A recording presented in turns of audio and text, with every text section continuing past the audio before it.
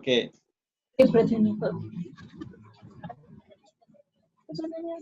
Muy bien, queridos hermanos, son las 8 de la noche. Vamos a pedirle al pastor Ismael que estemos en oración. Como siempre, tenemos ahí nuestra presentación y espero que con toda confianza, si en algún momento no se entiende algo, hay una pregunta o hay algún aporte, porque puede ser que la memoria a uno le falle o a veces uno digitaliza alguna fecha. Bueno, yo no me gusta en este tipo de diapositivas poner fechas porque a veces son engañosas. Entonces, prefiero curarme en salud para evitar polémicas, pero si hay algo que quiera compartir, disentir, están en toda la libertad, ¿vale? Yo quisiera que es parte de la honestidad que uno debe de tener, siempre con respeto, pero yo créanme que yo apreciaría mucho si tienen alguna pregunta que me la hagan, o que digan que van a disentir, ¿vale? ¿Estamos de acuerdo? Entonces, vamos a prepararnos para comenzar y vamos a pedirle al pastor Ismael, como les había anunciado, que nos dirija en oración, mientras que los demás hermanos van llegando y se van uniendo a este tiempo de estudio. Un fuerte abrazo. Ok, oremos. Amado Señor, gracias te damos por un día más de vida, por permitirnos encontrarnos aquí una semana más, este grupo de estudio, por animarnos a estudiar las Escrituras, por enseñarnos el Evangelio a través de tu palabra, por preparar hombres, siervos tuyos, entrenados en el conocimiento de tu palabra, hábiles maestros para que nos enseñen.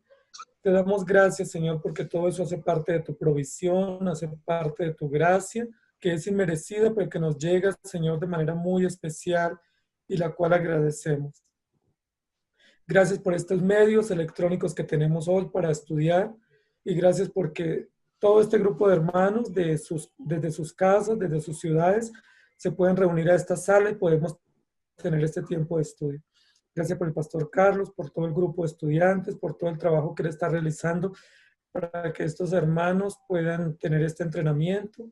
Muchas gracias, Señor. Y gracias por el pastor Juan José, que es nuestro profesor hoy, que nos va a enseñar, que nos va a guiar en este tema tan importante, tan fabuloso de las Escrituras, como es la teología del pacto. Te pedimos que lo uses como un instrumento, no solamente para transmitirnos información, para darnos conocimiento, sino también para discipularnos, para darnos enseñanzas prácticas que sean valiosas para la vida nuestra y la vida de la iglesia, y que de esa manera podamos rendirte culto y adoración. Gracias te damos, precioso Señor, en Cristo Jesús. Amén. Muy bien, queridos hermanos, nuevamente les doy la bienvenida. Esta es nuestra tercera semana. Vamos a procurar cubrir 2 horas de espacio. En cuanto termine, les voy a dejar un espacio para poder tener preguntas. Sin embargo, si en algún momento ustedes consideran que hay algo que no está claro, les invito por favor a participar y decirme, pastor, me explica, pregunta, por favor, o si tiene algún aporte o si cometí algún error, por favor me hacen saber para poder corregir. Yo también como profesor, como pastor, estoy dispuesto a aprender. Entonces, considerando esto, voy a comenzar a compartir mi pantalla. La idea de reunirnos en esta noche ha sido para aprender sobre lo que nosotros hemos determinado o hemos llamado como la teología del pacto. Entonces, en este orden de ideas, quiero como hacer una breve pero rápida recapitulación, ya que la teología del pacto procede básicamente, históricamente, desde la cosmovisión de los hombres que surgieron en la Reforma. Aunque nosotros vemos en los escritos de algunos padres de la Iglesia citas sobre alguna comprensión de lo que es pacto de gracia, pacto de obras, básicamente en el siglo 16 es que se va conformando la idea y luego posteriormente con el documento que nosotros tenemos, que es la Confesión de Fe de Westminster en 1647, y posteriormente en la Confesión de Fe de Londres, que también ellos toman, básicamente dejan todos los artículos de la Confesión de Fe de Westminster y modifican los que a ellos no les interesaba seguir creyendo. Entonces, hoy estamos sobre el tema de teología del pacto. Básicamente, en este siglo es que se ha consolidado y la teología de la Reforma es una teología actual y es lo que nosotros hemos considerado y hemos creído a lo largo de este tiempo. Era que nosotros pudiéramos considerar y recordar la estructura del curso. Básicamente, yo les dije que íbamos a navegar sobre cuatro temas. El Dios de pacto, no el Dios de pactos. Aunque encontramos en la escritura diversas citas, versículos que hablan de pactos, ¿sí? Es bajo una promesa, siempre es la continuidad el uno del otro. Hemos dicho, yo le ruego que alguien tiene su micrófono abierto, por favor, ciérrelo. Muchas gracias. Entonces yo les decía que hemos dicho y hemos enseñado que la Biblia o lo que hemos encontrado en la Biblia, que el pacto es un hilo conductor para considerar todo el sistema teológico, el sistema doctrinal sobre el cual navega una buena comprensión del Evangelio. Básicamente hemos dicho que hay un solo pacto y es un pacto unilateral de Dios consigo mismo, hecho en la eternidad y que va a develar a Cristo y su reino. Y cuando hablamos del reino, estamos hablando de aquellos que están inscritos en el libro de la vida. El pacto tiene un solo protagonista, es Cristo. Y eso ha sido claro en nuestro capítulo 2. Y hemos podido considerar a razón de la demanda del propio pacto, ya que Dios al crear todas las cosas y poner al hombre como virrey, como su siervo, como su mayordomo o su administrador de esta creación, él determinó relacionarse con él pactualmente. ¿Qué quiere decir? En la clase pasada nosotros hicimos un énfasis para que recordemos que la ley responde al carácter de Dios y devela o revela a Dios. Por tanto, la ley en sus tres aspectos básicos tiene un aspecto que es la norma, otro aspecto que es la sentencia y otro aspecto que es su satisfacción. Por eso el hombre puesto en el Edén no podía satisfacer la ley. Él fue creado en gran manera, bueno, dice la Escritura, lo que quiere decir que no había rastros ni indicios de pecado, pero era un hombre puesto a prueba. Se manifestó la ley. Al manifestarse la ley, queridos hermanos, vimos la incapacidad del hombre de obedecerla. Por tanto, se va develando también la persona de Cristo, la necesidad redentiva, y Él es el protagonista, porque el único que puede satisfacer la ley de Dios es Cristo mismo. Con esto en mente, vamos a saltar hasta el capítulo 3, que es nuestra lección del día de hoy. Y vamos a ver cómo beneficiaria a la iglesia. ¿Alguna pregunta hasta aquí? ¿Todo está claro?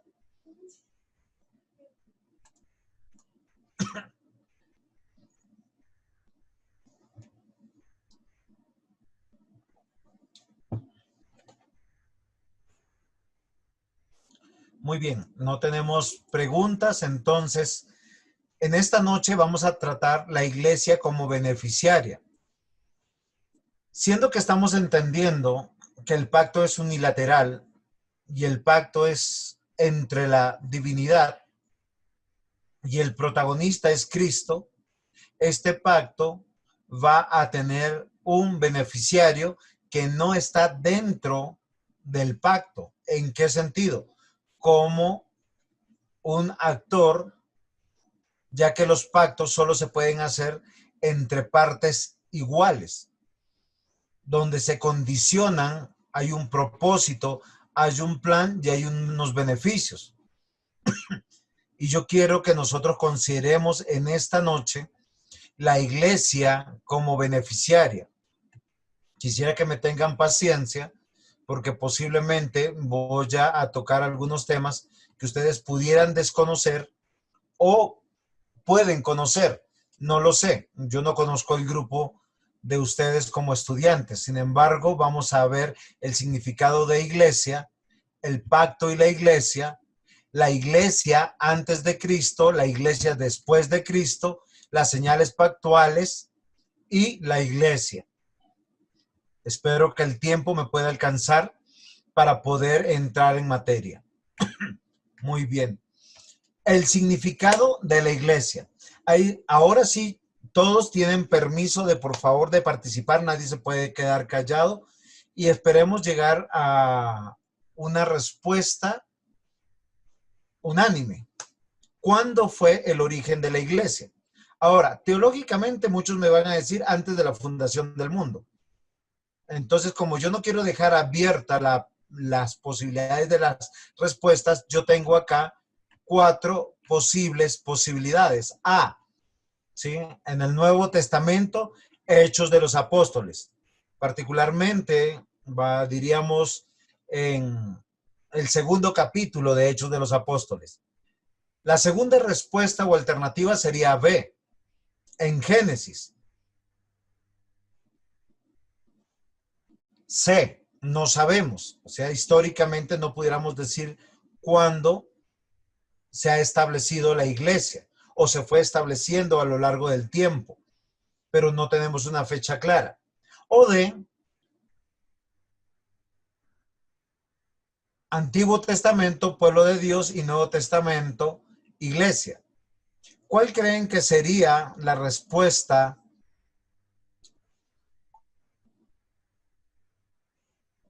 correcta? Tranquilo, que no es para nota, es para participar, solo para saber cómo está el grupo.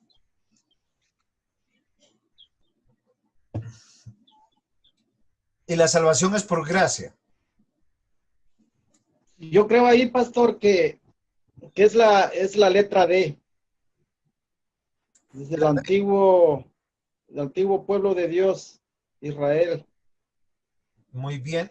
El Nuevo Testamento, en el Nuevo Testamento, la iglesia. Muy bien. Gracias, presbítero. Por favor, queridos hermanos, necesitamos más respuesta. Se supone que tenemos 18 estudiantes. Yo también, pastor, yo Iván. Yo pienso que la B realmente, que la iglesia empezó en Génesis, en el Antiguo Testamento. Muy bien, Iván, muchas gracias por su respuesta. Entonces, ya tenemos una diferencia. Queridos hermanos, el tiempo es valioso, participemos rápidamente. No es para nota, es para saber cómo está el grupo. Pastor, buenas noches y buenas noches a todos los compañeros. Coincido con Iván, en mi juicio está en el Génesis, desde el punto de vista que la iglesia, si lo miramos desde la óptica que es el pueblo que ha sido siempre el pueblo para vivir con Dios, entonces debiera ser en Génesis, ya que Adán tuvo esa finalidad. Muchas gracias, mi hermano Rolando. ¿Alguien más? Por favor, acá tenemos más eruditos que quisieran participar. Pastor, igualmente opino lo mismo que decían los hermanos, que es la opción de antiguo pueblo el pueblo de Dios del Antiguo Testamento y Muy la bien. iglesia del Nuevo Testamento han sido una sola. Muy bien. Pastor, Luis. pienso que fue en Hechos de los Apóstoles. Perfecto, muy bien. Muchas gracias. ¿Quién más, por favor? Tenemos acá, ya han participado varios. Acá veo a Luis Ley. Este, Pastor, yo creo que el inciso D también. ¿Cuál? El inciso D. La D, muy bien, muy bien. Sí. Hernán, Diego, los veo yo en pantalla. Richard, Claudio, digan, solo es una letra. Si no Pastor, yo creo que también es la D, en el Antiguo Testamento. Muy bien, de Antiguo Testamento y Nuevo Iglesia. Pueblo y listo, de iglesia, perfecto. ¿Quién más? Yo creo que es la B, Génesis. Muy bien, muchas gracias, Hernán. Yo también creo que es la B, en Génesis. Gracias, muy bien. También voy por la B. Perfecto. Muchas gracias, ya se animaron. Gracias por participar. Entonces vamos a dar la respuesta y durante los próximos minutos les voy a argumentar la respuesta. Y creo que con eso vamos a tener como para decantar. Si hay alguna pregunta o algo que no se entiende, porque cuando nosotros hablamos del pacto eterno de redención y hablamos de beneficiario, la iglesia, tenemos que tener una comprensión histórico-bíblica, ¿sí? Entonces, la respuesta a mi juicio sería la siguiente y voy a argumentar después de esto. ¡Tarán! Muy bien. Sería la B, como ustedes vieron aquí, desde Génesis. Y hay algunas cosas que nosotros quisiéramos considerar para poder comprender. Hechos de los Apóstoles dice en el segundo capítulo, en el versículo 46, alabado a Dios y teniendo favor con todo el pueblo, y el Señor añadía cada día a la iglesia los que habían de ser salvos. Entonces, esto nos da una pregunta, porque es la primera vez que vemos en la Biblia la palabra iglesia, y la cita es textual, ¿sí? Entonces, nosotros tenemos que considerar qué significa. En Hechos 8, versículo 1, dice, y Saulo estaba de completo acuerdo con ellos en su muerte. En aquel día se desató una gran persecución en contra de la iglesia en Jerusalén, y todos fueron esparcidos por las regiones de Judea, Samaria, excepto los apóstoles. La palabra iglesia, yo no manejo el griego, el pastor Carlos lamentablemente no está aquí para que nos explique con buena voz. Sin embargo, él nos explicaría que la palabra eclesía, ¿sí? Iglesia, iglesias, también traduce congregación, un conjunto, una asamblea. De hecho, esta palabra se usaba no desde la perspectiva religiosa, ¿sí? No para hablar en ese sentido teológico de los salvos. Todo lo contrario, ¿sí? Era una asamblea, por lo general, sociopolítica. Casi nunca se trataba desde la perspectiva religiosa. Pero recordemos, ¿qué significa eclesía? Que traduce congregación, conjunto, que la palabra conjunto traduciría pueblo, ¿sí? O asamblea, ya de manera más oficial que pudiera traducir también nación, en un sentido. Son de aquellos que son sacados de un lado hacia afuera con un objeto. Básicamente es lo que nosotros tendríamos que considerar. Por esto, eclesía es una palabra griega traducida en el Nuevo Testamento como iglesia. Acá estoy dejando una explicación que saqué de una de las literaturas que yo tengo y que nos explica el uso de la palabra. Pero se define claramente como una asamblea o congregación. Debido a nuestras traducciones que han sido la palabra iglesia para nosotros trae en mente ya un lugar litúrgico, ¿sí? Nosotros no pensaríamos que los ministros son, cuando se reúnen, son una iglesia, ni los diputados, ni los senadores. No sé si ese es el gobierno que hay en Chile, no me percaté. Sin embargo, nosotros no pensaríamos que ese tipo de asambleas es una iglesia, ya que para nosotros en nuestros tiempos, ahora en el año 2020, la palabra iglesia traduce a la reunión de personas que tienen un sentido o una común fe. Muy bien. Entonces, significado de iglesia, dijimos que es asamblea o congregación propiamente. Entonces, yo quiero que esto tengan en mente porque la idea del pacto trae unos beneficiarios. Nosotros en las opciones que teníamos pusimos Antiguo Testamento, la D, pueblo, y Nuevo Testamento, iglesia. Sin embargo, hay una pequeña dificultad, ya que a partir de Génesis 46, pudiéramos decir con propiedad, es que aparece el nombre de Israel propiamente para definir el pueblo escogido por Dios. Y después de Éxodo, vamos a considerar a este Israel un pueblo errante hasta cuando se establezca realmente con la monarquía. Entonces, la pregunta sería, Hebreos 11 nos narra de algunos participantes del pueblo de Dios, de los salvos, que quedarían fuera de la salvación si nosotros consideramos que en la iglesia, en el Antiguo Testamento es el pueblo de Dios y es a partir de Israel. Porque esta concepción, pues, aunque es hebrea, la Biblia nos va a narrar de otros actores de la salvación como Abel, Set, Matusalén, Enoc, Noé, Abraham, Isaac, Jacob, y todos ellos quedarían fuera posiblemente. Bueno, Jacob no. Entonces es una consideración que tenemos que hacer. Propiamente nosotros tenemos que considerar que también el Nuevo Testamento fue escrito en un idioma totalmente diferente al idioma del Antiguo Testamento, que fue escrito básicamente en su gran mayoría en hebreo y algunas partes en arameo.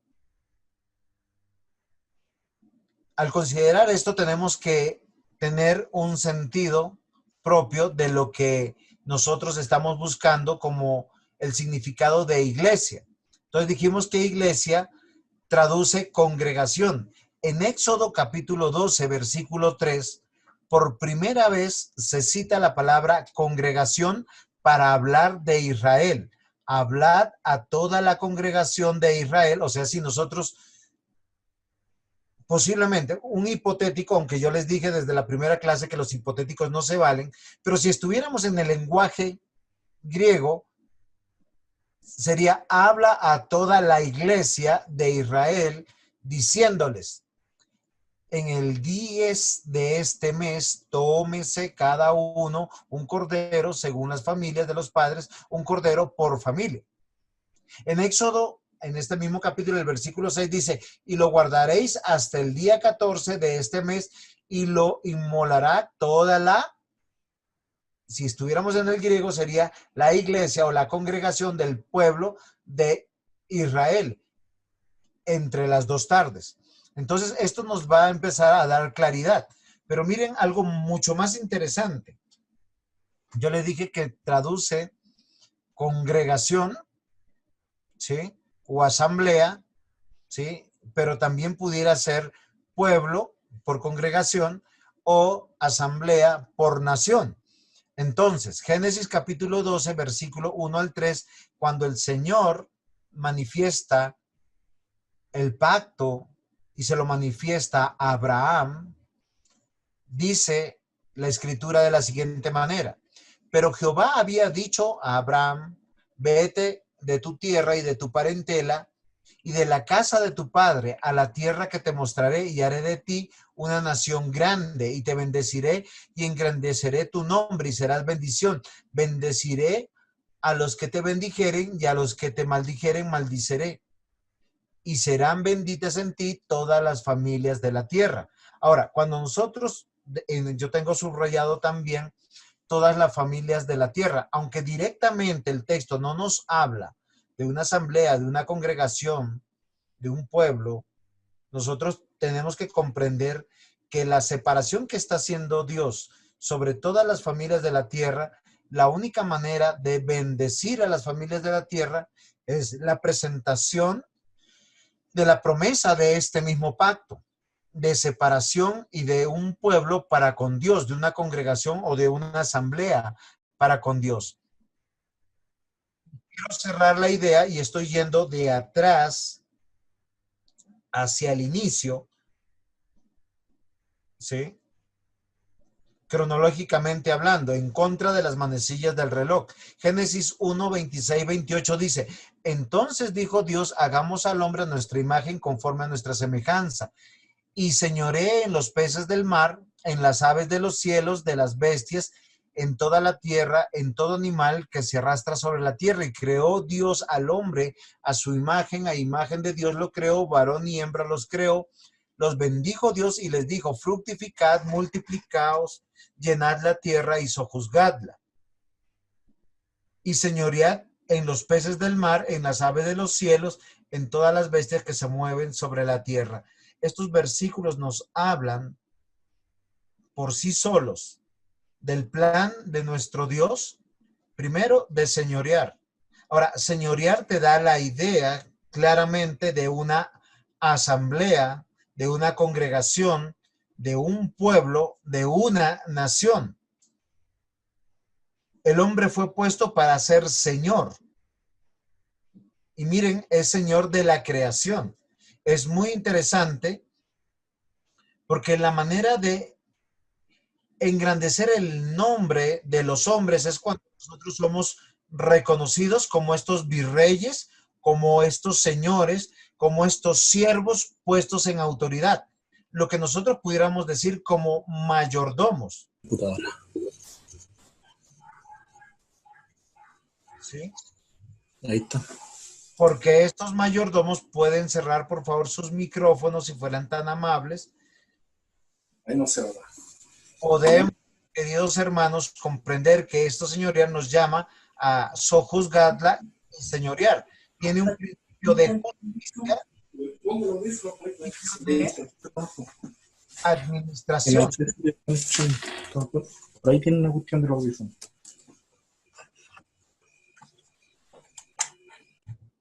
Muy bien. Y la idea de fructificar y multiplicar, llenar la tierra, es de que este pueblo o esta asamblea o esta congregación tiene una tarea importante, es de expandirse, ¿sí? En términos de gobierno o de reinado, es de conquistar, ¿sí? Básicamente, Dios devela su plan, el porqué del jardín del Edén, el porqué de Adán, que traduce humanidad. O sea, no iba a ser uno solo, no podía haber error, y nosotros tenemos que considerar esto. Entonces, queridos hermanos, hasta aquí, ¿alguna pregunta? ¿Estamos bien?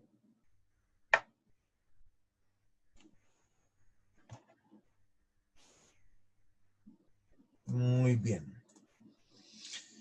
Entonces, ya hemos podido definir que iglesia traduce asamblea, traduce congregación, pudiéramos así hablar de pueblo y pudiéramos así hablar de nación.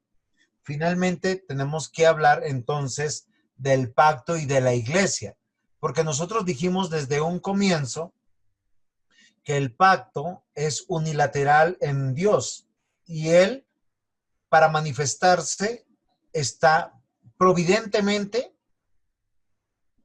obrando y soberanamente. Es así, queridos hermanos, que nosotros cuando consideramos, vemos también que Antiguo y Nuevo Testamento que revelan o manifiestan 6.000 años, no 6 años, ahí mi diapositiva está mal, 6 años no son, sino 6.000 años de la voluntad pactual que es en Cristo. Esta voluntad pactual se va revelando progresivamente en todos sus aspectos. Recordemos que la Biblia en Romanos básicamente nos habla que tenemos un representante federal. Cuando hablamos de el representante federal, el libro que ustedes están leyendo les explica un poco por qué se usa la palabra en griego, una palabra y no la otra palabra, porque cuando hablamos de representante federal estamos hablando de alguien que representa y no estamos hablando de federalismo. ¿Sí se comprende la distinción? Yo espero que sí. Del latín, por la duda, pastor. Sí, señor. Muchas gracias. No, lo que yo preguntaba si se entiende la diferencia de federal y federalismo. Porque hoy en día muchos han usado la teología del pacto para hablar del federalismo, casi de una iglesia independiente, de autoridades que están en jerarquía, y no de los representantes federal que es Adán y el representante federal que es en Cristo. Ya que dentro de la historia de la redención, mientras que voy explicando, me voy a permitir cambiar un poquito. No voy a poder. Ya me di cuenta. Es que yo tengo... Listo. Entonces, listo. Muy bien. Entonces, progresivamente la Biblia, a lo largo de su desarrollo de Génesis a Apocalipsis, vamos a ver que él primero va a llamar a la iglesia el pueblo del pacto. ¿Sí? Nosotros cuando leímos la Confesión de Fe de Westminster en el capítulo 7, habla del pacto y nos habla un poco del pacto de obras y el pacto de gracia. Pero lo que yo quiero que nosotros veamos en la historia bíblica, cómo la iglesia de manera progresiva también va tornándose con algunos cambios y también se va llamando posiblemente de la misma manera para hablar que es un grupo de personas, para hablar que son personas que están recibiendo una promesa, que son los guardadores de esta promesa, que es la ley de Dios o la palabra o la voluntad de Dios. Posteriormente, de diversas maneras, en todas las narraciones de los libros del Antiguo Testamento vamos a encontrar las palabras congregación, asamblea, reino de Dios. ¿Por qué? Porque la iglesia va tomando una forma. Hasta que se conforma un pueblo, se va a publicar la ley. Se va a llamar a la construcción de un tabernáculo. Posteriormente, a la construcción de un templo. Desde que tenemos un tabernáculo, también se forma un ejército. Se recuerda que hay una tierra prometida que conquistar, que tomar. O sea, no es un reino en el aire. Y yo quiero que se me tenga paciencia con la siguiente palabra, porque aunque la Biblia la cita, a veces nosotros la citamos mal, porque hablamos de un reino espiritual. Y lo que la Escritura nos va a develar es que la iglesia, el pueblo del pacto o la congregación, asamblea o el reino de Dios es tangible. Existe. Tiene un territorio, tiene un lugar o un centro de adoración y tienen unos antagonistas que están a su alrededor. A lo largo de la historia bíblica encontramos posteriormente ya en el Nuevo Testamento que propiamente se llama iglesia. Y es parte de lo que nosotros queremos que nos quede grabado en la retina de nuestros ojos a través de las diapositivas, pero también en nuestra mente, en nuestro corazón. que iglesia es una palabra griega o en griego que traduce congregación o asamblea, que en el Antiguo Testamento encontramos la misma palabra en hebreo o posiblemente en arameo, y en ambas porciones de la Escritura son todos los que son llamados por Dios para conformar su pueblo elegido, justificado, santificado, con la garantía de estar bajo su cuidado y su protección. O sea, la idea de relación es de que todo su pueblo es un vasallo y que aquel que es llamado Dios y Padre es también su soberano y que su pueblo es su reino y Él es su Dios, quien tiene la voluntad de revelarse en su Rey o en el Mesías o en el Cristo, quien gobernará por la eternidad. O sea, en ese proceso de revelación que va avanzando cronológicamente, también va avanzando progresivamente. Y nosotros nos vamos a dar cuenta que esto es muy interesante, que el pacto de Dios no es un pacto místico o mágico, ¿sí? Porque nosotros pudiéramos traducir lo espiritual de esa manera y nosotros tal vez por nuestra mortalidad o nuestra, yo no sabría cómo decirlo, tenemos una dicotomía, una departamentalización de lo espiritual y de lo secular, de lo que yo hago dentro de la iglesia y lo que hago fuera de la iglesia. Y lo que nos va a mostrar toda la historia de la progresión de la iglesia, de la asamblea, de la congregación, del pueblo, de la nación de Dios, es que es una vida para Dios, es un propósito bajo el pacto. El pueblo del pacto es una comprensión hebrea, mucho antes de la definición de Israel o de Judá. Porque la definición del pueblo de Israel son 2000 años y más después de la creación. Y la concepción del pueblo judío es después de la deportación y después del regreso de ese exilio.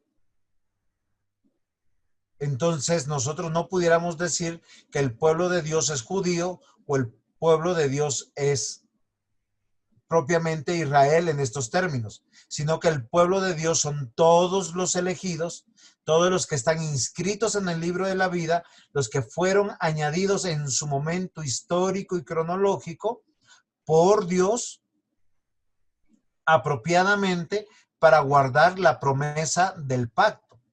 Se va develando la promesa del Mesías, del Cristo, del Hijo de Dios, y también es una revelación progresiva, pero también asimismo de el pueblo de Dios o del reino de Dios.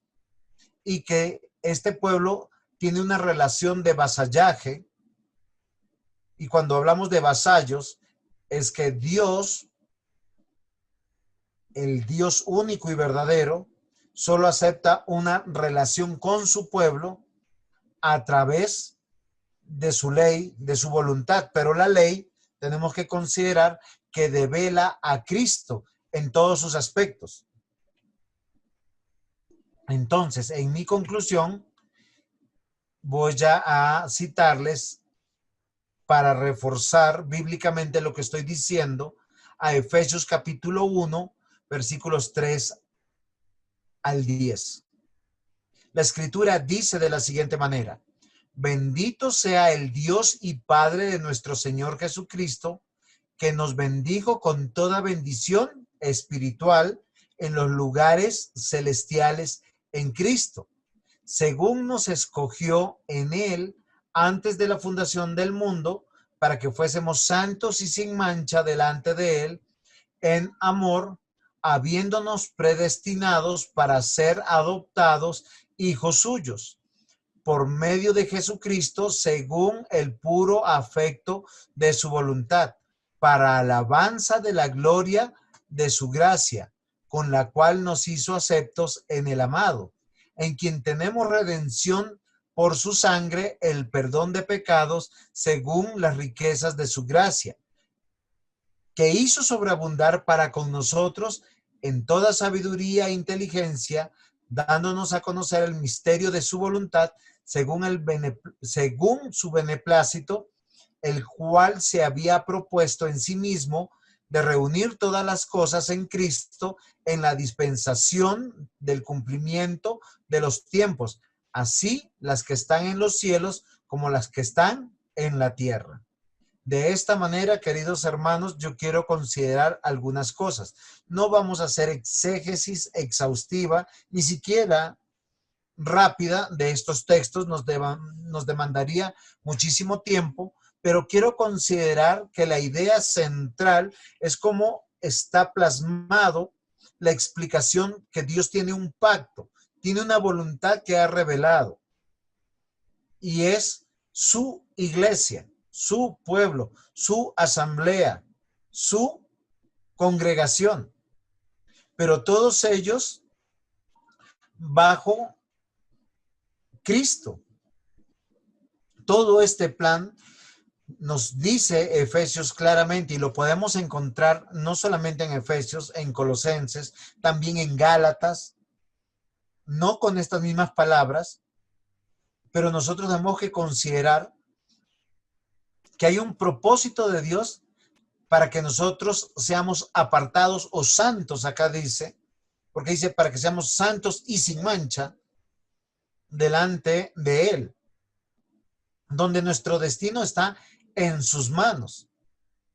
Cada uno de nosotros y cada uno de los creyentes que han sido añadidos a este plan. O sea, este pueblo es el pueblo, si quisiéramos tomar Efesios, de su voluntad o de su pacto, donde la alabanza es para Él.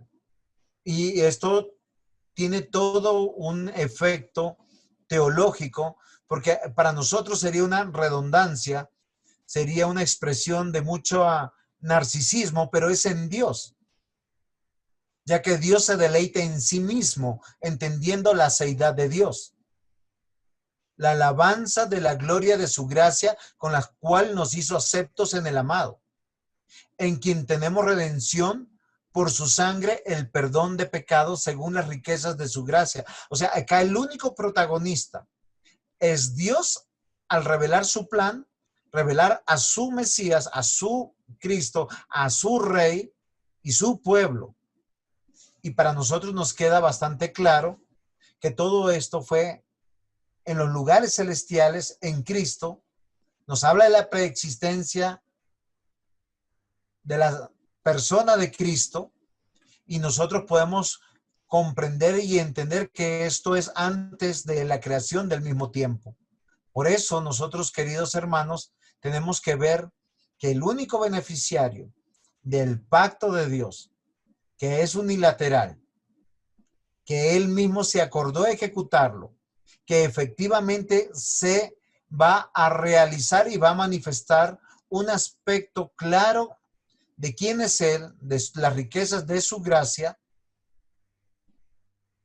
en su momento, de manera cronológica o administrativa, o lo que han llamado otros la economía de Dios, o la economía de la salvación, o la economía de la redención.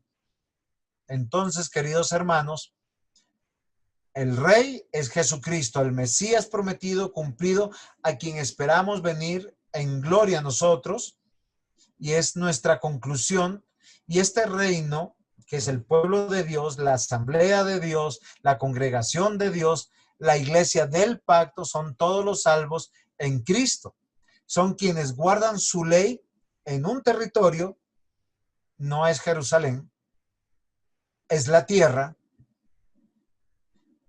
y este pueblo ha recibido unas señales sacramentales, las cuales testifican que el pacto tiene que ver con la ley y que es de manera jurisprudencial o legítima.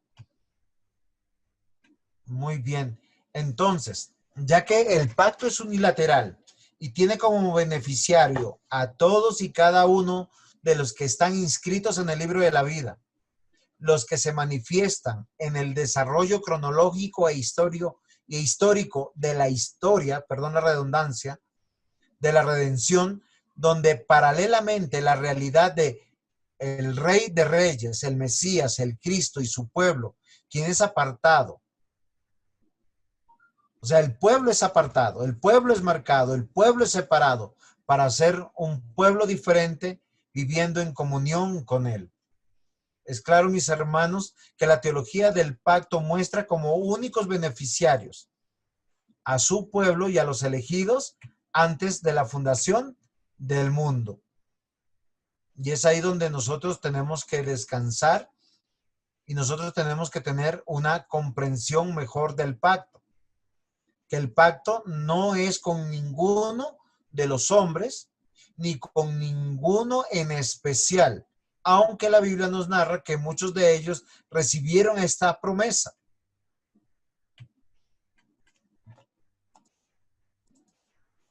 ¿Preguntas hasta aquí? ¿Está claro? Pastor, entonces, en sí, ¿en dónde se establece la iglesia? ¿En Génesis? ¿O ahí se empieza a revelar lo que es la iglesia? Muy bien, presbítero, gracias por la pregunta. Voy a hacer unas preguntas retóricas, no son irónicas, sino para recordar. La Biblia nos narra por lo menos el primer salvo en Hebreos 11. ¿Ustedes recuerdan? Y se me secó la garganta. ¿Ustedes recuerdan cuál es el primero que cita Hebreos 11? Abraham. Vamos a ver. Enoc. El primer salvo, dice. Sí, o sea, el Hebreos 11, yo tengo acá la Biblia, y nos dice... ¿Abel? Muy bien, exacto.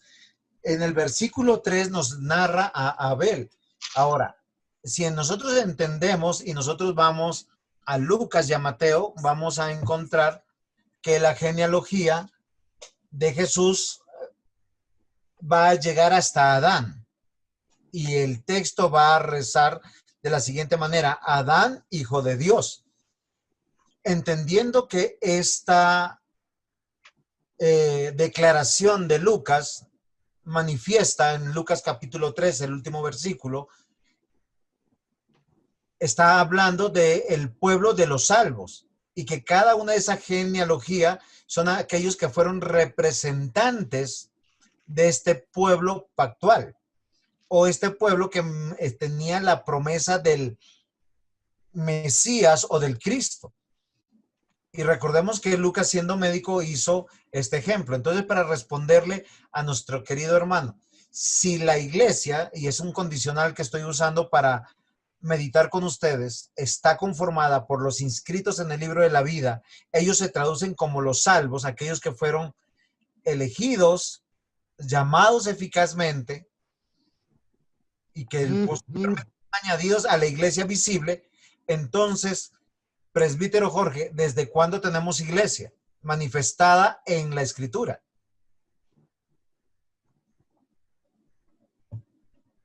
Sería desde Génesis, con esta concepción. Solo que no encontramos la palabra iglesia, porque ella traduce asamblea o congregación, personas o conjunto de personas. Cuando nosotros encontramos en Génesis 11, encontramos una genealogía. En Génesis 5 encontramos otra genealogía del pueblo de Dios.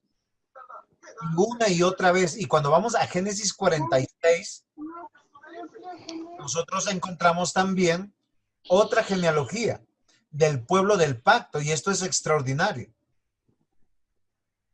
¿Por qué razón? Porque nos dice 76 personas entraron a Egipto como un pueblo, pero el pueblo del pacto. Y ese pueblo se llama iglesia. El beneficiario es la iglesia. Y miren lo interesante, porque muchos han hablado de los beneficios del pacto, pero los ven a través de las obras humanas y de los beneficios en la mortalidad. Y muchos de los beneficiarios del pacto no tuvieron esos privilegios que en algunos lugares nos venden la idea como que nosotros somos intocables y que nada nos va a pasar. No hay pobreza, no hay pecado, no hay enfermedad, casi que no hay muerte. Y yo no sé, porque ese pensamiento es muy perjudicial. Hace 2 años yo tuve una familia que es una familia que llegó a la iglesia, se hicieron miembros, pero ellos ya venían de otra iglesia. Y cuando a la mamá le detectaron cáncer, al principio ocultaron la enfermedad. Luego solo me lo dijeron a mí y me prohibieron comunicarla a la iglesia. Eso es una mala comprensión, porque en muchos lugares se cree que tener cáncer o tener algún tipo de enfermedad terminal es como una maldición. Sin embargo, la Biblia nos va a mostrar que algunos de nuestros hermanos murieron en medio de enfermedad, como Pablo. Oró 3 veces para ser sanado y el Señor le dijo, ya te salvé. Perdón, dijo ya, bástate mi gracia. Entonces, esto es muy interesante. Y queremos tener claro que los beneficios que se revelan pactualmente es estar en Cristo, es la fe en Cristo. Sea que seas rico, sea que seas pobre, sea que estés sano o estés enfermo, sea que estés en adversidad o calamidad o que estés sin ninguna desavenencia de la vida mortal. Aunque nosotros vemos que en la vida mortal la iglesia siempre ha sufrido. Entonces, para nuestro siguiente... ¿Sí le contesté, presbítero Jorge? Sí, pastor, gracias. No, gracias. señor. Para nuestra siguiente diapositiva, yo voy a tratar el punto 3 y el punto 4 de esta clase, la cual nos va a manifestar la iglesia antes de Cristo y la iglesia después de Cristo.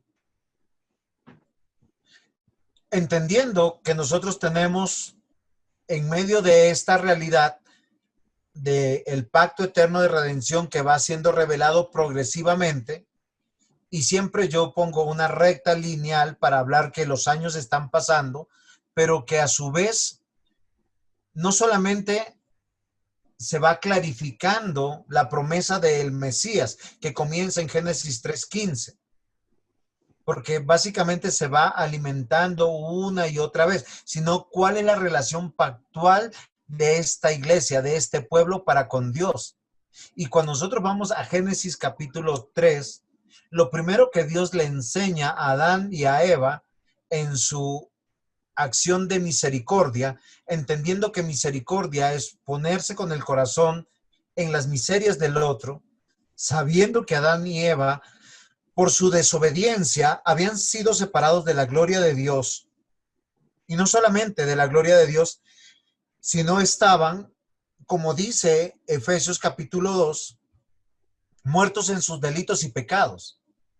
O sea, estaban en una condición que no podían ver a Dios, oír a Dios, buscar a Dios, tanto así que ellos cuando responden al llamado del Señor, cuando el Señor dice, Adán, ¿dónde estás? Ellos responden y el Señor les dice, ¿por qué se escondieron? Y les dicen, nos encontrábamos desnudos. Ahora, nosotros no estamos pensando en la desnudez como en un tema de corporalidad y de que yo siento vergüenza porque estoy desnudo.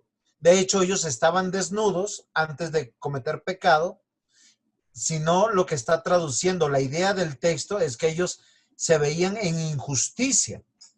Ellos se sentían desprotegidos, se sentían fuera de la gracia, del reino, de la benevolencia de su Dios. La Biblia dice que ellos entraron en unas condiciones no solamente de muerte, de esclavitud del pecado, de estar separados, de enemigos de Dios. Pero Dios les enseña que al restaurarlos, Dios es quien los busca. Dios es quien los añade, pero no les, o sea, frente a su pecado, él lo resuelve con la enseñanza que toda la iglesia a partir de ese momento, o el pueblo de Dios, o la asamblea de Dios, o la congregación de Dios, o las personas que fueron apartadas para Dios, van a practicar y nos va a mostrar. Alguien tiene que morir. Ustedes tienen que ser vestidos o justificados para volver a la comunión con Dios. Ahora, la comunión con Dios sigue siendo una relación pactual de la ley. Nosotros sabemos que la Biblia en ninguna parte nos va diciendo que fue un cordero, pero los símbolos, las señales, los signos y sacramentos que guarda la iglesia también van a ser revelados poco a poco en la historia de la redención y va a ser de manera progresiva. Por mucho tiempo, lo que va a tener el pueblo va a ser para acercarnos a Dios en cualquier tipo de acción, petición, gratitud, oración, redención, es a través de los sacrificios.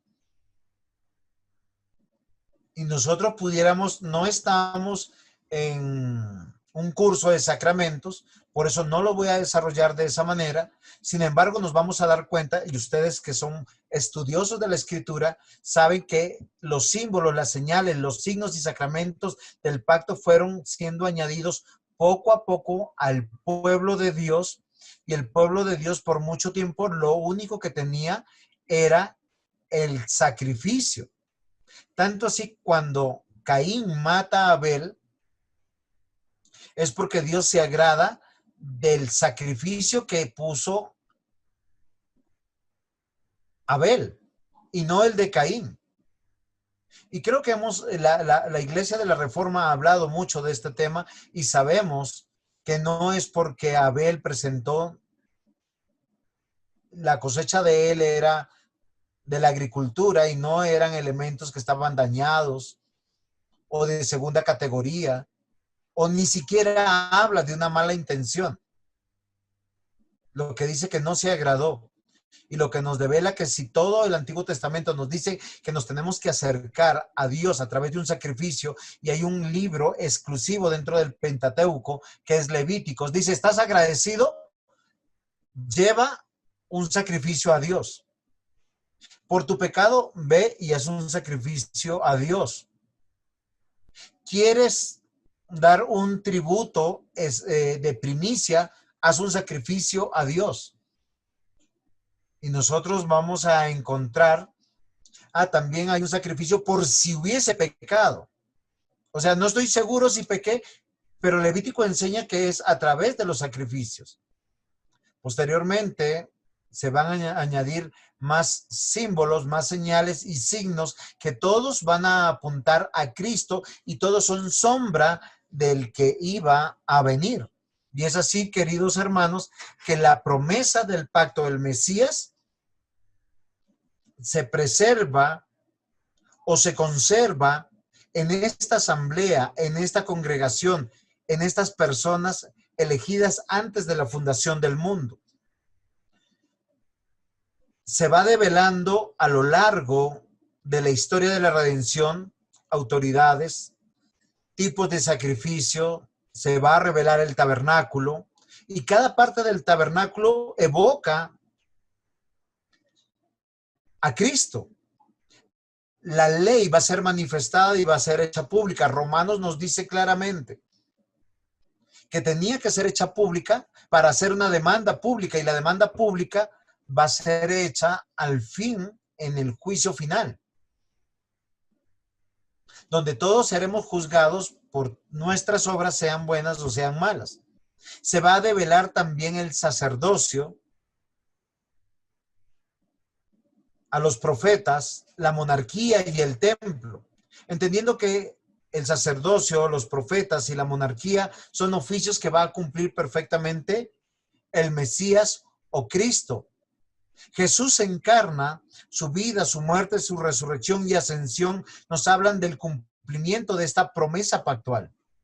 Recordemos que en nuestra primera clase nosotros, o en la segunda clase más bien, nosotros dijimos que Cristo en toda la historia de la redención se develaba en 3 tiempos, no en 2 tiempos.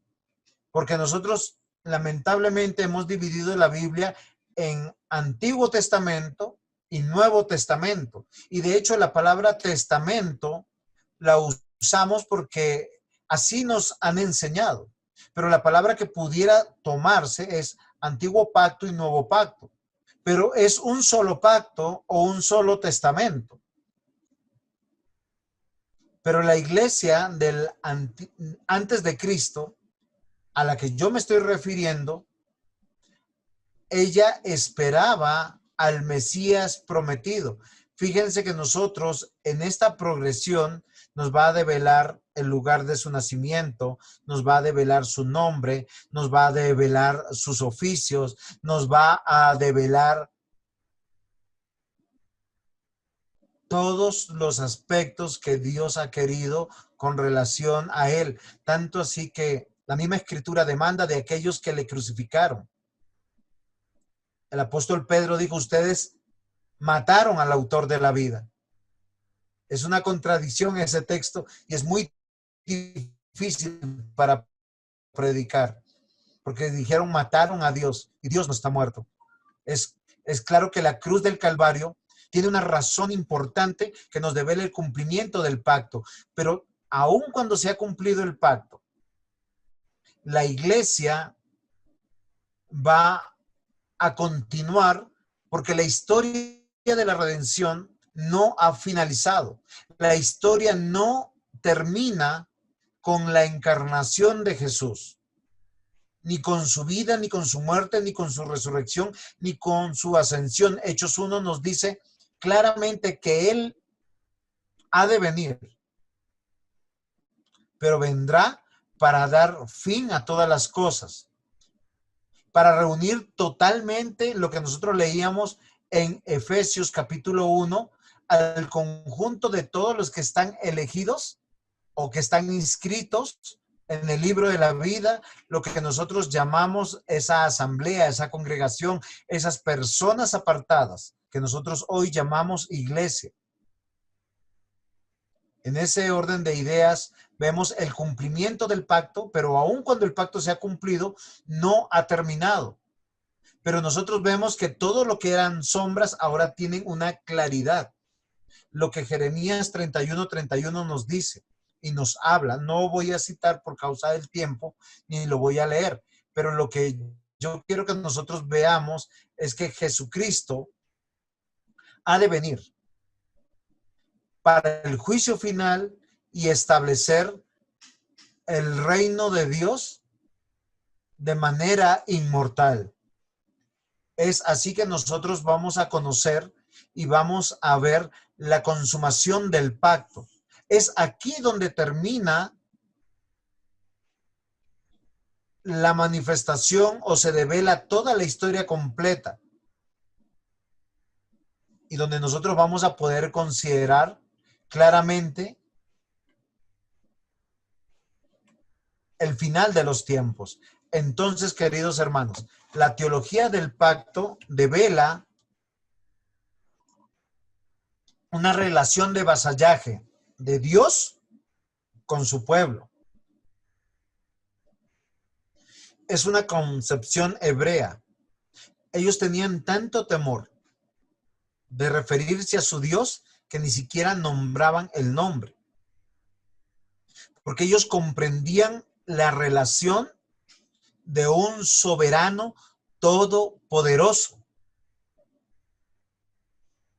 Y el pacto va a develar por lo menos 3 aspectos de nuestro Dios. Su benevolencia real de Dios, donde siempre Él se va a manifestar como su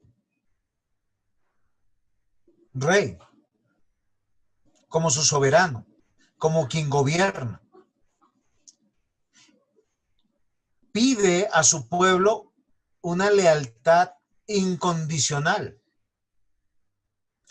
Yo no recuerdo bien, está en Lucas, creo, Lucas 16 o 17, cuando el Señor Jesús dice que si el siervo hace todo lo que su amo, lo que su Señor le ha dicho que haga, Él no merece ninguna recompensa. De hecho, hace todas las cosas, prepara la mesa, el amo sirve y él no espera recompensa. Y si alguna recompensa es que todo salió bien. Dice, siervo inútil, es porque hizo todo lo que tenía que hacer. Y esa es la relación que tiene Dios para con su pueblo siempre. Dios demanda una obediencia perfecta y es una relación legal y legítima. La benevolencia de Dios o la benevolencia divina se muestra de forma implícita en el pacto unilateral soberano y providente. Adán ha experimentado en carne propia un plan más allá de su asertividad.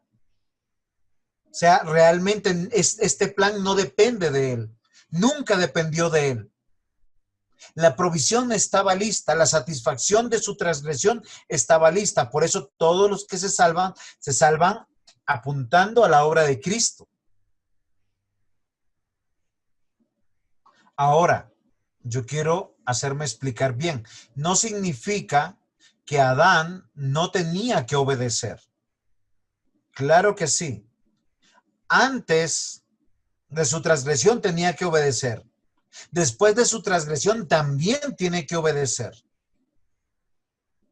Él vio con sus propios ojos toda la creación, la misericordia de Dios al rescatarlo de las tinieblas. La misericordia de Él. La gracia de nuestro Dios. Y la manifestación de un plan que Él no vio desarrollado con sus ojos, porque Él y Eva escucharon, de tu simiente nacerá de aquel que pisará a la serpiente. ¿Y cómo sabemos esto? Porque Génesis mismo narra que le ponen a su tercer hijo varón el nombre de Set o de sustituto. O sea, hay un linaje que ha de guardar la promesa del pacto, de un Mesías, de un Cristo, del Salvador. Dios lo salvó. La lealtad vasalla, Dios exige obediencia perfecta desde el mismo momento en que creó al hombre. Recordemos que la Escritura enseña: aquel que transgrede un solo mandamiento de la ley ha transgredido. Yo sé que en sus mentes están diciendo toda la ley.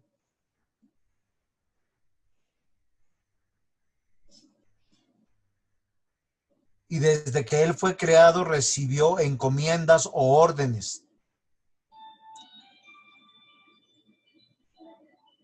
Desde el inicio del mundo. Queridos hermanos, no hay una relación salvífica sin obediencia perfecta. Todos y cada uno de los personajes que la Biblia narra, por eso tienen que acudir a la fe, y Hebreos capítulo 11 nos dice, ¿hay un audio que está abierto? Entonces, queridos hermanos, nosotros tenemos que considerar que sin obediencia perfecta, dile que apague por favor eso, que por favor, sin obediencia perfecta, no hay una relación con nuestro Dios. De tal manera que nosotros tenemos que considerar que es en Cristo aquel que agrada a Dios. Solo podemos presentarnos delante de Dios. Hebreos capítulo 11 termina diciendo que tanto los del Antiguo Testamento o antes de Cristo, la iglesia antes de Cristo y la que ahora está caminando, y todos estos, aunque alcanzaron buen testimonio mediante la fe, no recibieron lo prometido, proveyendo Dios alguna cosa mejor para nosotros, para que no fuesen ellos perfeccionados aparte de nosotros. Porque todos seremos presentados, como dice Efesios capítulo 1, santos y sin mancha, pero en la obra de Cristo. La demanda de la relación solo puede ser salvífica si Cristo es nuestra cabeza, si Cristo es nuestro Rey, si Cristo es nuestro Señor. Por eso la iglesia se debe a Cristo y el protagonista de la iglesia es Cristo. Y el beneficio que nosotros recibimos es ver la benevolencia de nuestro Dios para manifestar su misericordia, su gracia. Y es una relación legal y o legítima.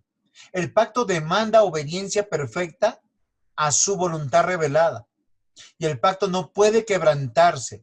Y es una promesa incondicional y descansa en la obediencia perfecta de Cristo, quien es Rey, Señor y Salvador de su pueblo, de los suyos.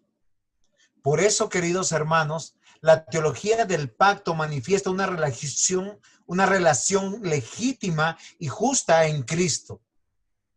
La gracia otorgada en el pacto eterno de redención manifiesta la voluntad de Dios. Y Dios escoge un pueblo que ordena, que le ordena sellar o marcar. Ellos son un pueblo especial. Este mismo pueblo también se le ordena perseverancia y comunión. ¿Qué quiere decir? Que debemos estar a cuentas con Dios. Estos mandamientos son permanentes y son conocidos como sacramentos.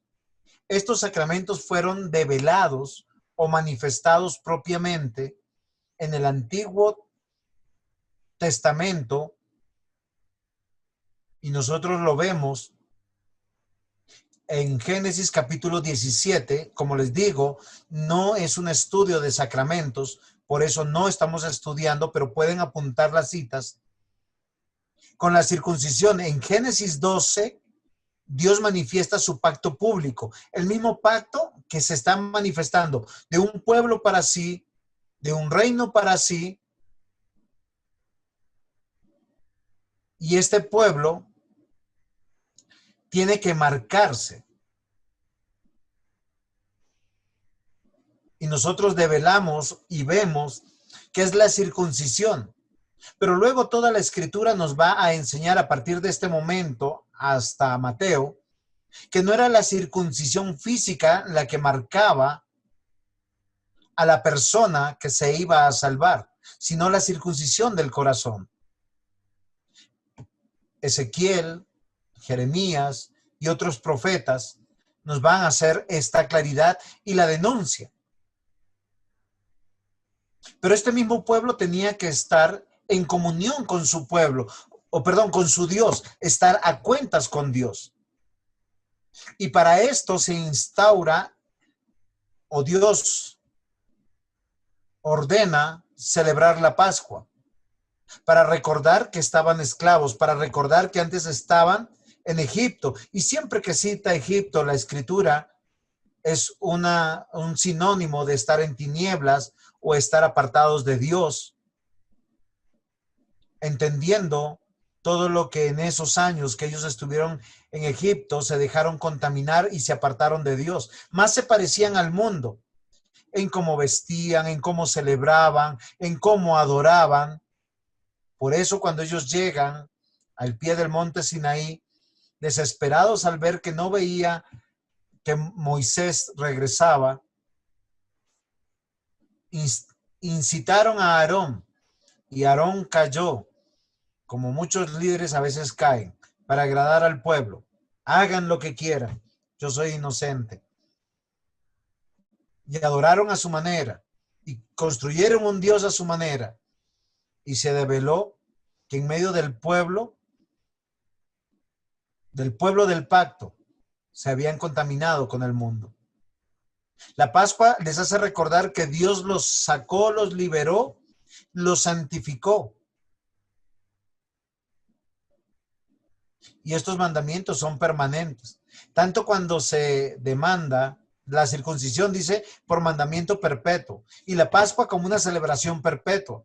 Pero luego el mismo Señor Jesús nos dice que la Pascua, dentro de la asamblea, de la congregación, del pueblo de Dios, de la iglesia de Dios, la Pascua se ha de celebrar ya no de esa manera, ya no sacrificando un cordero, porque el cordero fue inmolado en la cruz del Calvario, sino a través de la cena.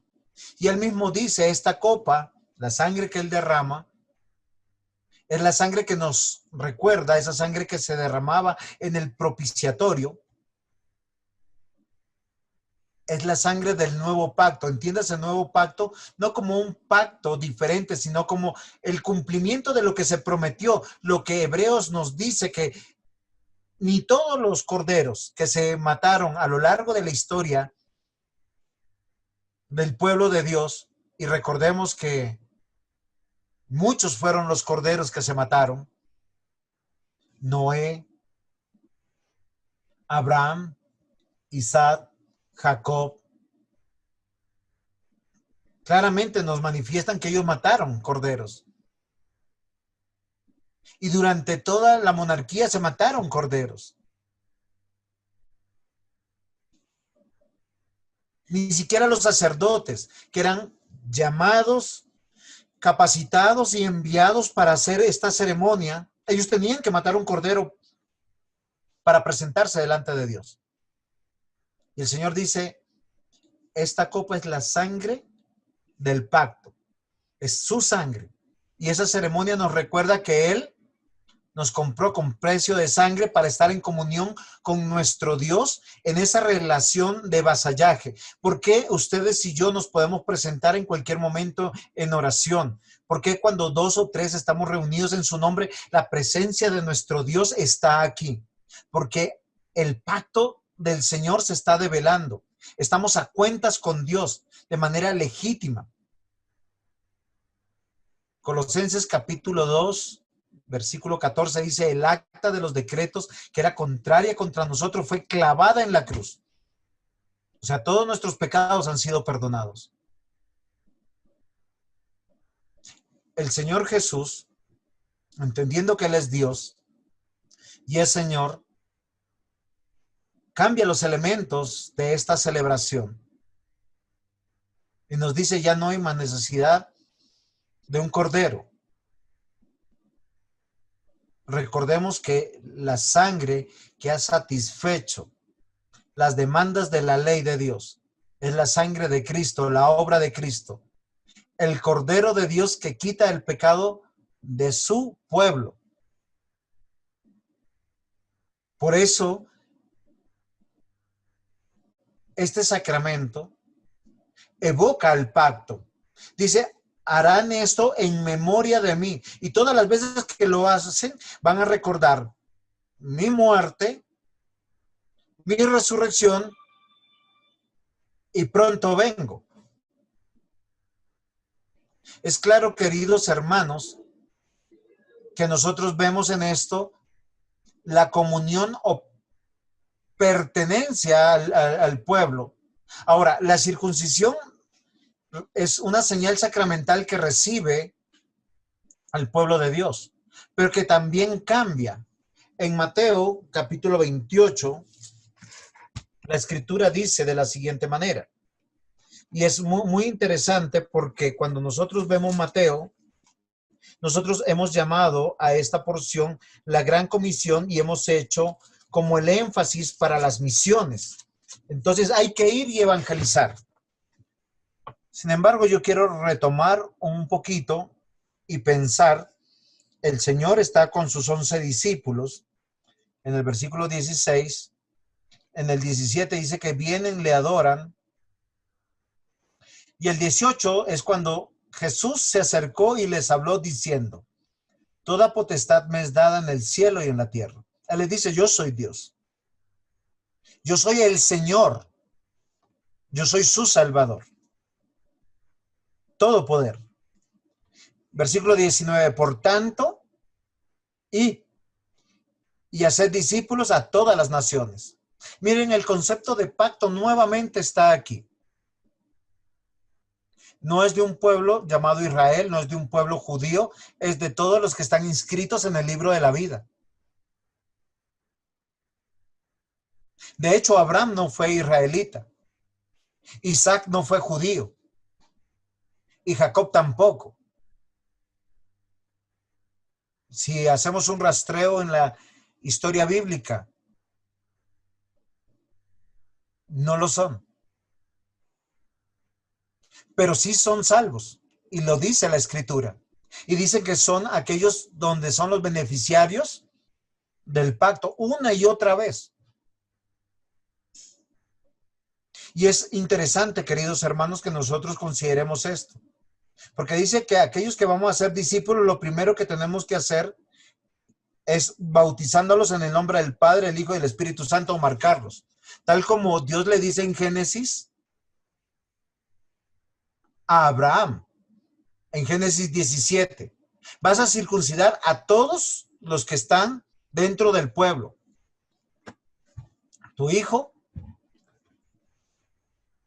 a los hijos de tus hijos, a tus esclavos, a tus siervos, a los hijos de tus siervos. Y esto es interesante, porque a partir de este momento dice, aquel que pertenece al pueblo va a ser enseñado o va a ser instruido. Habla de una pertenencia redentiva para ser enseñados en la fe de Cristo. Versículo 20 de Mateo 28, enseñándoles que guarden todas las cosas que os he mandado. Y he aquí, yo estoy con vosotros todos los días hasta el fin del mundo. O sea, no duden de esta promesa. Dios tiene un pueblo, tiene una asamblea, una congregación, una iglesia. Dice, márcalos y luego los bautizas. Perdón, los marcas y luego les enseñas. Pero obviamente que esto también manifiesta que aquellos que están adultos tienen que voluntariamente marcarse. Apocalipsis habla de los sellados para salvación. Los sellos, señales y marcas sagradas del pueblo del pacto manifiestan a un Dios benevolente, misericordioso, lleno de gracia. La Escritura una y otra vez dice que los salva no por sus obras de justicia, no porque sean un pueblo tremendamente especial, obediente. De hecho, toda la Escritura dice que una y otra vez era un pueblo rebelde, contumaz, que corría, pero no corría para ir a Dios, sino corría para ir en pos de sus pecados, en pos de sus adulterios, en pos de sus idolatrías. Pero una y otra vez el Señor los reúne, los junta. Queridos hermanos, los beneficiarios del pacto son aquellos que están inscritos en el libro de la vida. La Escritura lo traduce como su asamblea, su congregación, su pueblo, su nación, su iglesia, su reino. Es así, queridos hermanos, que nosotros tenemos que tener una buena comprensión de esto, para no equivocarnos. En ningún momento hay un pacto con los hombres, pero sí se les manifiesta a ellos que estos sacramentos que son revelados, que son manifestados, revelan la confirmación de la existencia de un pueblo. Perdón, acá tengo un error en mi diapositiva. Ya lo corrijo mientras.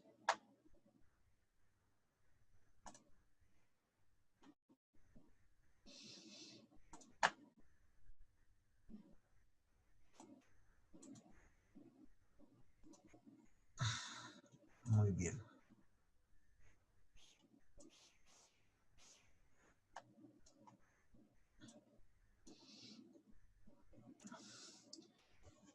Gracias por su paciencia.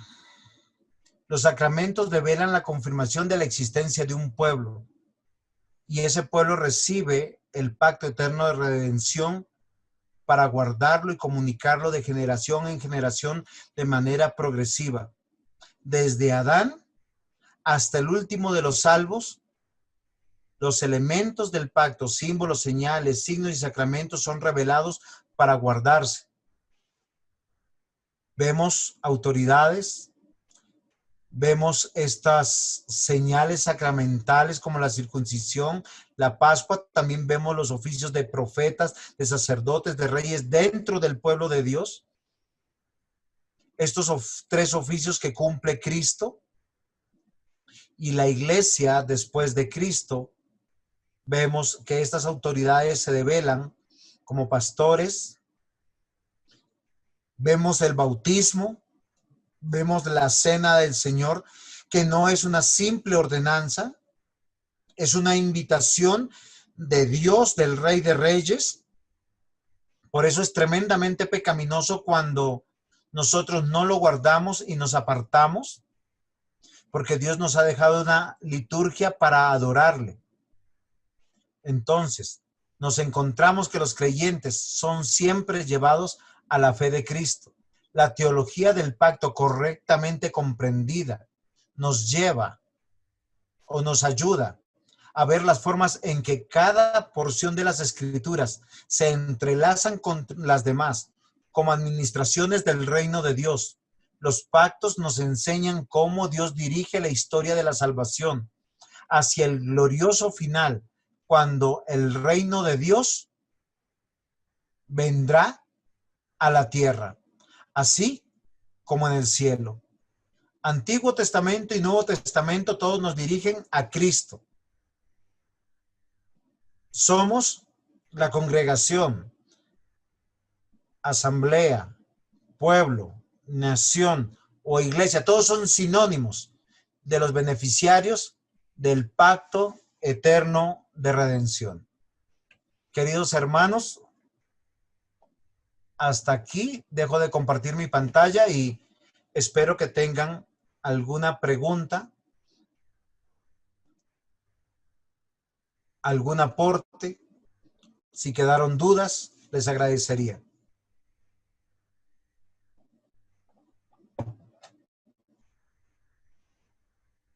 No escucho. Pastores, si ustedes me quieren ayudar, les adelanto, dentro de 8 días quisiera que nosotros, para que la teología del pacto no quede en el cielo, ni tampoco quede en el domingo, lo voy a traducir a la vida diaria. Y posiblemente nos va a llevar también al arrepentimiento, porque a veces somos muy buenos teólogos y manejamos muy bien los conceptos, y de hecho pescamos los conceptos equivocados en el aire o una palabra mal dicha, pero somos muy malos para vivir como ese pueblo del pacto y casi tener una radiografía en nuestra conducta como ese pueblo rebelde y contumaz que a veces somos. Pero entonces, queridos hermanos, yo quisiera ver si los pastores me ayudan, si hay algún aporte, alguna disensión también. Estamos sacando cualquier participación del hombre. El pacto solo tiene que ver con Dios. Él lo determinó y lo ejecuta. Y lo que nosotros vivimos es por gracia. Miren, queridos hermanos, la salvación no solamente es por gracia. La vida cristiana también es por gracia. Basados en la obra perfecta de Cristo, el que satisface la ley. Y eso es espectacular, porque hoy usted que cree en Cristo es salvo.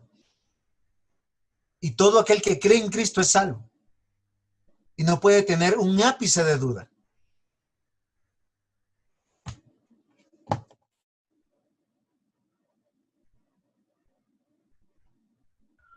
Amén.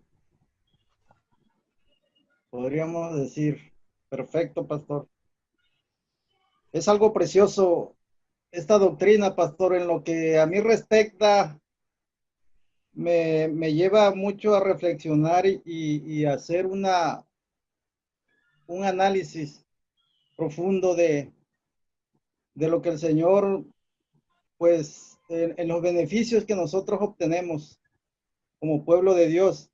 Y esto nos debe llevar a nosotros, primeramente, a una vida en santidad. Más que una vida de libertinaje, porque ya somos hijos de Dios, nos debe mover a la santidad, a la gratitud y a la seguridad que nosotros tenemos. Porque bien, como bien lo mencionó hace unos momentos, nosotros somos salvos por la promesa, ni tan siquiera por nuestra obediencia, porque la obediencia es de nuestro Señor Jesucristo, la obediencia perfecta. Ahora, esto nos motiva a nosotros para ser obedientes y para llevar una vida lo que nosotros podamos, porque pues obviamente la ley nadie la puede cumplir a la perfección, pero nosotros tenemos la confianza que Cristo la cumplió perfectamente.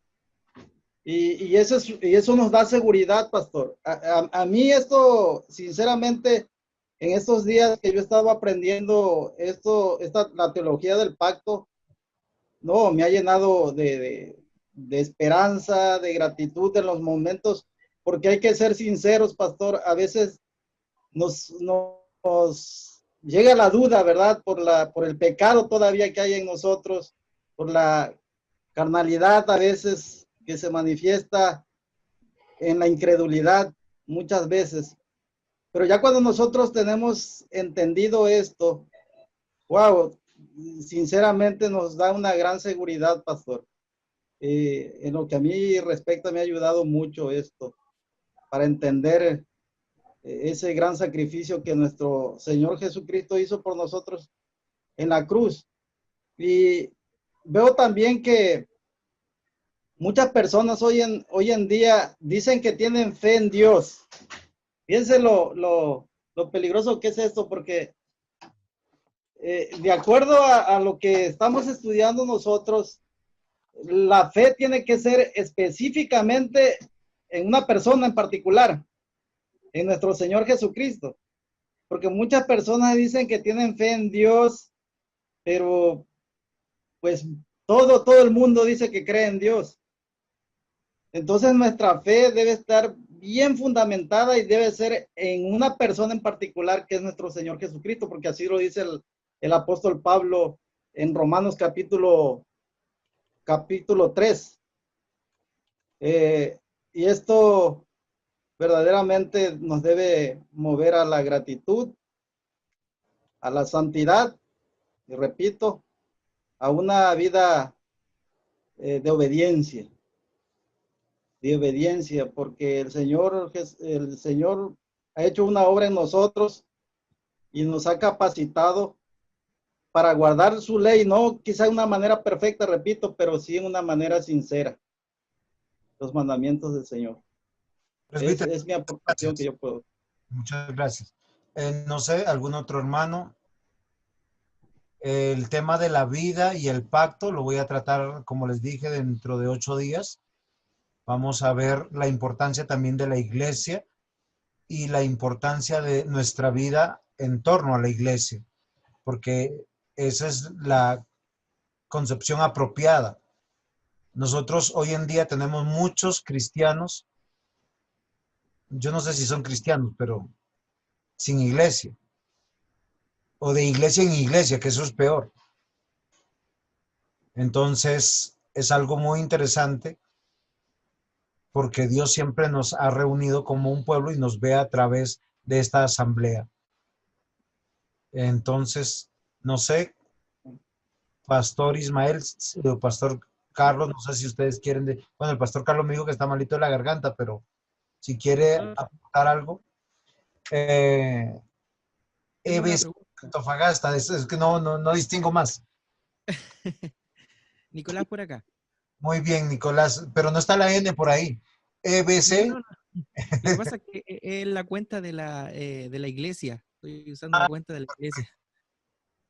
Muy bien. Tengo una pregunta. ¿Cómo podemos conciliar la condición de obediencia en el pacto con el concepto monergístico de lo que es la administración de la gracia de Dios por medio del pacto? ¿Cómo se puede conciliar el concepto de obediencia con el concepto monérgico en la administración de la gracia por medio del pacto? Bueno, el autor trata el tema, ¿no? Del libro que estamos estudiando, ¿sí? Para decirnos que el pueblo responde a su obrar permanentemente. Creo que eso es lo que yo entiendo de lo que el autor está diciendo, ¿sí? Igual nosotros estamos diciendo lo mismo, solo que nosotros estamos centrando que el pacto está en Dios, manifiesta un pueblo de escogidos, pero hasta ahora no hemos tocado el tema de lo que hace o cómo responde este pueblo al pacto. Y eso es lo que yo quiero tratar en la siguiente clase. ¿Y por qué? Porque la ley demanda obediencia perfecta y nosotros sabemos que no podemos tener obediencia perfecta, pero eso no significa ni anarquía ni antinomio. Esa era la confusión que tenía. ¿Cómo podíamos...? Entonces, si está dentro de 8 días, posiblemente vamos a poder resolver ese tema y va a ser espectacular. O sea, por eso planeé las clases para que nosotros no dejemos la teología en el cielo o en el púlpito, sino la bajemos a nuestras acciones y nuestra vida diaria. Porque, aunque no crean, nosotros hoy en día estamos permeados por un mundo como en Egipto, idólatra, un mundo blasfemo, sacrílego, irreverente, que no se sujeta a nadie. Entonces, lamentablemente nuestras iglesias también están permeadas de toda esa filosofía y de todas esas situaciones que hoy en día se han normalizado, lamentablemente.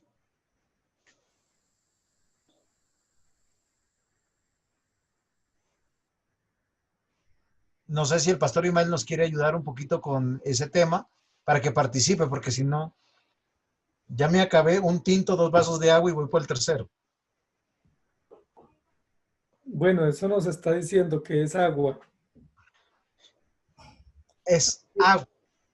Aquí en Colombia venden agua ardiente. Allá en Chile es pisco, no se preocupe. No comprendí, sino que se fue el audio en la última parte, entonces no escuché la última parte de las intervenciones de los hermanos, pero, o sea, no es necesario conciliar el tema de la obediencia nuestra con relación al pacto, porque en primer lugar el pacto, como se ha explicado desde la primera clase y hoy ya es la tercera, es unilateral 100%, tanto en su composición, en su contenido, en su propósito y en su alcance. Entonces, la obediencia hace parte integral del pacto, no es una condición para, ¿sí? No es un anexo o un apéndice, sino que hace parte integral del pacto. Y la obediencia viene a ser como un fruto. En el caso de la obediencia del cristiano, viene a ser como un fruto o un resultado, no un medio para. Entonces ahí ya nosotros lo podemos solucionar. Yo tenía una inquietud, Pastor Juan José, pero no es tanto una pregunta, sino más bien solo como para poner ahí en la discusión, que en muchos contextos no se habla de la iglesia como beneficiaria, sino de la iglesia como subsidiaria. Y ese es un tema que sería importante considerarlo.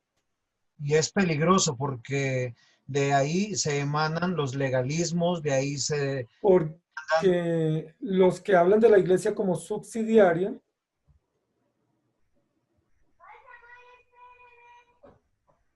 Sigue, pastor. No, solamente siga, pastor, usted, está bien.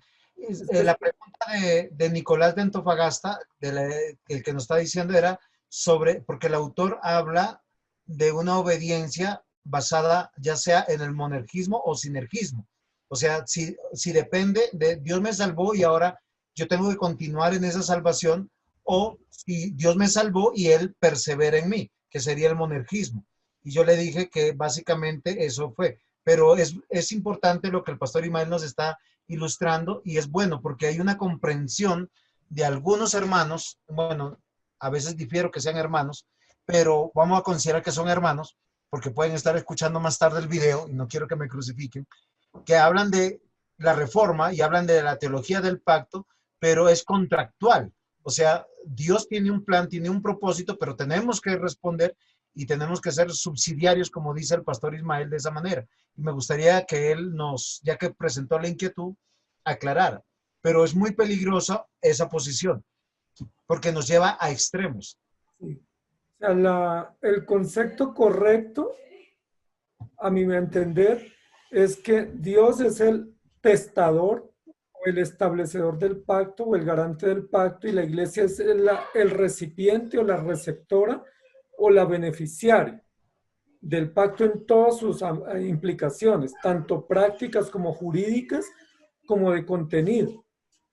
Y la idea de que la iglesia es subsidiaria generalmente viene de una tradición católico-romana, y hoy en día también de una herencia un poco nueva del protestantismo pentecostal, donde dice que la iglesia tiene unas autonomías como otorgadora de gracia, o que es como una especie de mando medio, y que como un mando medio, como capacidad, como receptora, puede también transmitir o dar. ¿Sí? La iglesia como institución. Entonces ahí son los que se atreven a decir que otorgan gracia, o que pueden implementar dogmas, o que pueden hacer revelaciones extrabíblicas, porque toman la posición de la iglesia como subsidiaria, es decir, como que está en la capacidad de ayudar o subsidiar o coayudar al plan divino. Entonces estoy totalmente convencido que la presentación que se está haciendo acá es que la iglesia es totalmente receptora de principio a fin.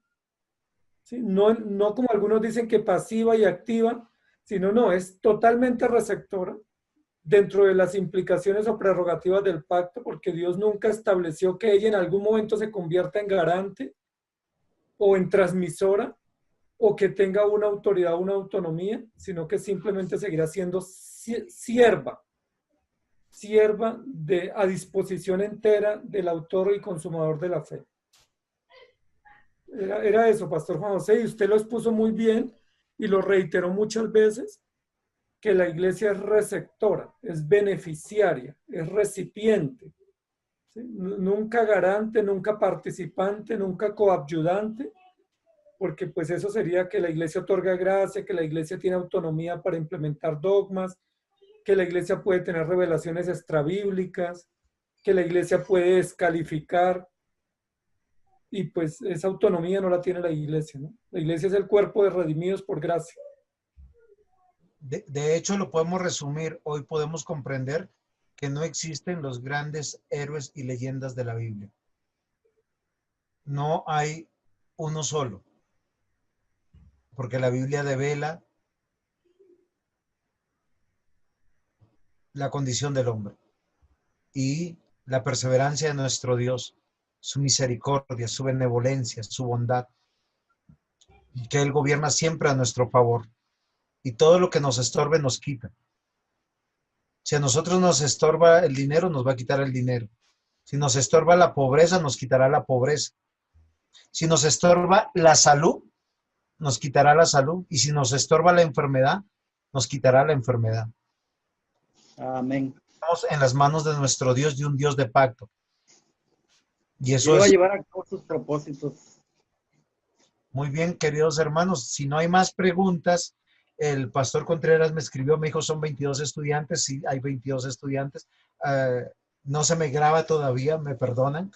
Es que se añadieron, comenzamos con un grupo mucho más pequeño y el Señor ha bendecido este grupo y estamos muy animados en seguir edificándonos juntos. Esto es un buen desafío, como se dan cuenta, las diapositivas se hacen para este grupo y queremos que ustedes sepan que los apreciamos a la distancia y que nuestra oración es que ustedes sigan estudiando.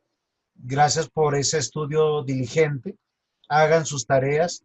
Es parte de su compromiso, no con el pastor Contreras, no con el seminario, ni con nosotros, es con nuestro Dios. Porque nosotros, si algo anhelamos dentro de la iglesia, es poder servir con razón de causa. ¿Qué quiero yo decirle? Hablar de lo que vemos, de lo que conocemos, de lo que escuchamos. no repetir como loritos. La Biblia dice el Espíritu Santo os recordará.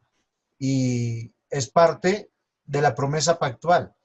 Os daré un corazón nuevo, un espíritu nuevo, para que hagan mi voluntad. Entonces, queridos hermanos, pastor, muchas gracias, pastor Contreras, y debemos despedirnos en oración. No sé si el pastor Carlos tiene voz o todavía. Amén, pastor, amén. Oramos al Señor. Quisiera recordarles a todos y también a los profesores, darles las gracias por el tiempo que tienen, que apartan para nosotros. Después, cuando termina cada clase, a mí me reclamaron la semana pasada porque los nuevos no saben que después que termina la clase, los que quieren quedarse un momento a conversar pueden hacerlo, esto incluyendo los profesores, obviamente. Obviamente que yo entiendo que ustedes ni se imaginan la agenda que tienen ellos, complicadísima, pero siempre es para que todos sepan ahora que de repente nos quedamos unos 10 minutos, entre 10 minutos y 4 horas más o menos. Mañana, para que se distraigan, mañana el pastor Ismael y yo tenemos dos, de 8 a 10 y de 10 a 12. Entonces nosotros continuamos en el estudio.